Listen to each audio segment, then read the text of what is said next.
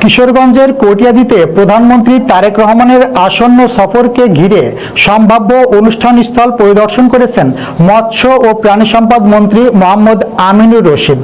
Senior staff reporter Mohammad জজ মিয়া জানান, এ সময় উপস্থিত ছিলেন বস্ত্র ও পাট প্রতিমন্ত্রী শরীফুল আলম, কিশোরগঞ্জ ১ ও ২ আসনের সংসদ সদস্য মাজহারুল ইসলাম ও অ্যাডভোকেট জালাল উদ্দিন, জেলা প্রশাসক সোহানা নাসরিন এবং জেলা পুলিশ সুপার মিজানুর রহমান।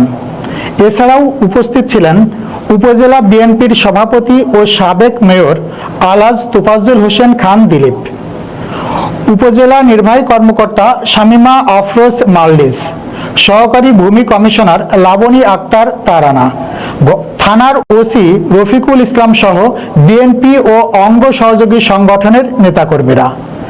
পরিদর্শনকালে তারা আসমিতা চারিপাড়া মৎস্য হ্যাচারি ও আসমিতা জর্জ ইনস্টিটিউট মাঠ ঘুরে দেখেন এবং প্রধানমন্ত্রীর সফরকে কেন্দ্র করে সার্বিক প্রস্তুতি ও নিরাপত্তা ব্যবস্থা নিয়ে সংশ্লিষ্টদের সঙ্গে আলোচনা করেন। দেখেছি স্পট, দেখেছি যেখানে উনি মাছ ছাড়তে পারে। এই ৩টার ভিতরে আমরা বিকালবেলা আমরা সবাই মিটিংয়ে বসতেছি।